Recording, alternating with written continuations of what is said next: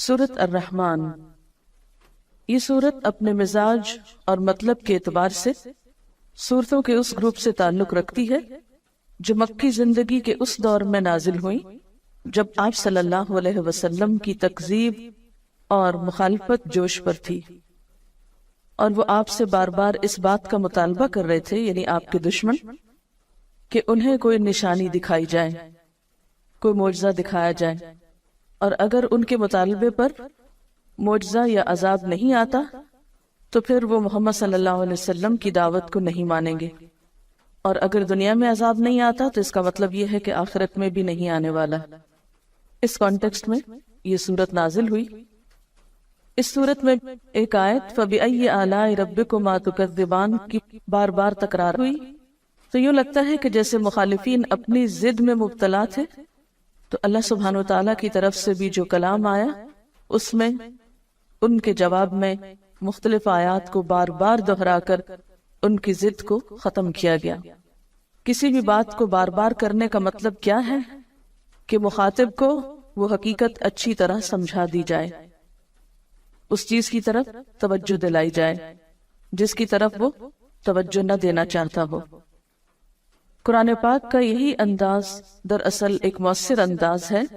کہ وہ مخاطب کے مزاج کو سامنے رکھ کر بات کرتا ہے۔ مخاطب اگر ضد میں مبتلا ہے تو اس کی سوچ کی اصلاح کے لیے ایسا انداز اور اسلوب اختیار کیا گیا ہے کہ وہ سوچنے پر مجبور ہو جائے۔ پچھلی صورت میں بار بار وَلَقَدْ يَسَّرْنَا الْقُرْآنَ لِلذِّكْرِ کی بات ہوئی، اور یہاں کلام کے آغاز میں ہی فرمایا بسم اللہ الرحمن الرحیم، الرحمن علم القرآن، رحمان اس نے قرآن کی تعلیم دی۔ اس صورت میں اللہ سبحانہ وتعالیٰ کی بہت سی نعمتوں کا ذکر کیا گیا ہے، اور پھر ان نعمتوں کا احساس بھی دلایا گیا سوالیہ انداز میں، فَبِأَيِّ آلَاءِ رَبِّكُمَا تُكَذِّبَانِ کہہ کر کہ تم اپنے رب کی کن کن نعمتوں کو جھٹلاؤ گے۔ حقیقت یہ ہے کہ انسان کو جتنی بھی نعمتیں ملی ہیں ان سب میں بہترین نعمت، اعلیٰ ترین نعمت، اور وہ نعمت جس کا سب سے پہلے ذکر کیا گیا وہ ہے قرآن کی نعمت۔ ساری دنیا کی نعمتیں ایک طرف اور قرآن کی نعمت ایک طرف۔ هو خیر مما یجمعون، وہ بہتر ہے ہر اس چیز سے جسے لوگ جمع کر رہے ہیں۔ اور یہ اللہ تعالیٰ کی رحمت کا نتیجہ ہے کہ مخالفین عذاب مانگ رہے ہیں اور اللہ تعالیٰ جواب میں اپنی رحمت کے طور پر ان کی اصلاح کے لیے قرآن بھیج رہا ہے۔ الرحمن، بے حد مہربان، بہت مہربان، علم القرآن، اس نے تعلیم دی ہے قرآن کی، اس نے سکھایا ہے قرآن۔ اہل مکہ کہتے تھے کہ یہ قرآن کسی انسان نے یا کسی جن نے آپ کو القاء کیا ہے، یا آپ نے خود لکھ لیا ہے، یا کوئی اجمی غلام آپ کو اس کی تعلیم دیتا ہے، یا کچھ اور لوگوں کا خیال ہے کہ اہل کتاب کے علماء سے آپ نے شاید کچھ سیکھ لیا۔ فرمایا نہیں، کسی سے بھی کچھ نہیں سیکھا۔ علم القرآن، یہ قرآن رحمان کی تعلیم ہے، رحمان نے سکھایا ہے۔ اللہ تعالیٰ نے اسے نبی صلی اللہ علیہ وسلم کو سکھایا اور بذریعہ جبریل امین سکھایا، جس کا ذکر پیچھے سورۃ النجم میں گزرا، علمہ شدید القوا۔ اور پھر آپ صلی اللہ علیہ وسلم نے صحابہ کرام کو سکھایا، اور اس سے یہ سلسلہ چل نکلا جو آج تک باقی ہے اللہ کے فضل سے۔ تو قرآن کی تعلیم دینا ایک بہت اعلیٰ درجے کا کام ہے جسے رحمان نے اپنی طرف منسوب کیا۔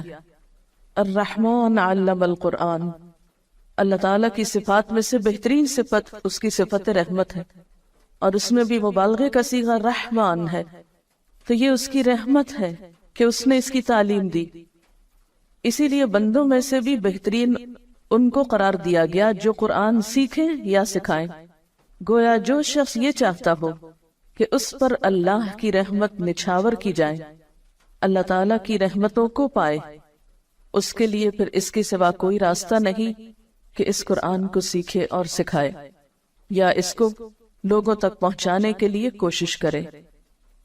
اور یہ حقیقت ہے کہ جو شخص بھی اپنی زندگی، اپنے وقت، اپنے مال، اپنی صلاحیتوں کا کچھ حصہ بھی اس کی تعلیم کو عام کرنے میں استعمال کرے گا، اللہ تعالیٰ اس کی ان تمام چیزوں میں برکت پیدا فرمائے گا اور اپنی خاص رحمت سے نوازے گا۔ اور علامہ کا لفظ باب تفعیل سے ہے، جس کے معنی میں آہستہ آہستہ بتدریج ایک چیز دینا ہوتا ہے، یعنی قرآن پاک یک بارگی نہیں اتار دیا گیا بلکہ تھوڑا تھوڑا کر کے اتارا گیا۔ اور ویسے بھی قاعدے کے مطابق باب تفعیل جو ہے یہ متعدی ہوتا ہے، جس کا معنی یہ ہے کہ اس کے پھر دو مفعول ہوں گے، پہلا وہ علم جس کو سکھایا جائے یعنی پہلا مفعول، اور دوسرا وہ شخص جس کو سکھایا جائے۔ تو یہاں پر علم القرآن میں پہلا مفعول تو قرآن ہے، یعنی قرآن کی تعلیم دی، اور دوسرا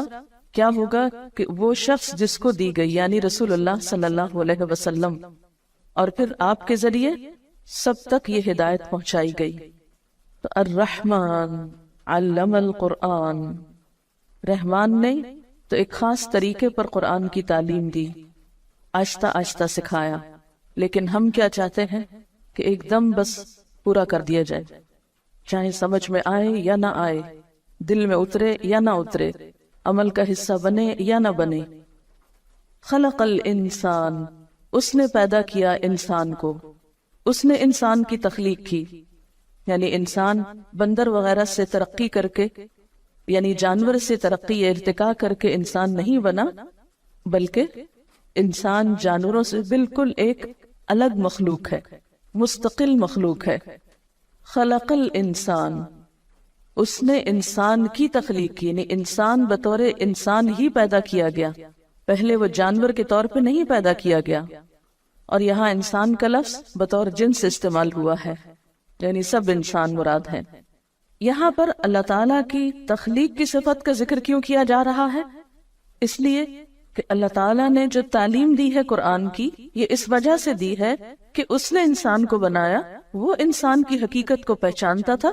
اس کی ضرورت ہدایت کو بخوبی جانتا تھا، اور اس ضرورت کو پورا کرنے کے لیے اس نے قرآن کی تعلیم دی ہے۔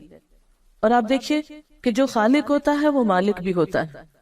تو جو مالک ہوتا ہے اس کے ذمہ ہوتا ہے کہ مملوک کو کام بتائے کہ اسے کیوں بلایا گیا، کس کام کے لیے بنایا گیا۔ یہ بالکل ایسے ہی ہے جیسے آپ کسی فیکٹری میں ملازمت کریں تو فیکٹری کے مالک کا ذمہ ہے کہ آپ کو آپ کے کام کی نوعیت بتائے۔ جب بھی کسی کو کسی محکمے میں یا کسی ادارے میں یا کسی دکان پر یا کسی فیکٹری میں مملوک کے طور پر یا کام کے لیے بلایا جاتا ہے ایک امپلائی کے طور پر، تو جو مالک ہوتا ہے اس فیکٹری کا یا بزنس کا، اس کی ذمہ داری صرف یہ نہیں ہوتی کہ لوگوں کو بھرتی کر لے، بلکہ اس کی ذمہ داریوں میں یہ ذمہ داری نہایت اہم ہوتی ہے کہ وہ آنے والوں کو ان کا کام بتائے۔ تو اللہ تعالیٰ نے انسان کو پیدا کیا، وہ انسان کا مالک ہے، انسان اس کے آگے مملوک ہے، لہٰذا یہ اس کی ذمہ داری تھی کہ وہ انسان جیسی مخلوق کو پیدا کر کے عقل دے کر اسے یہ بتائے کہ اسے کس لیے بنایا۔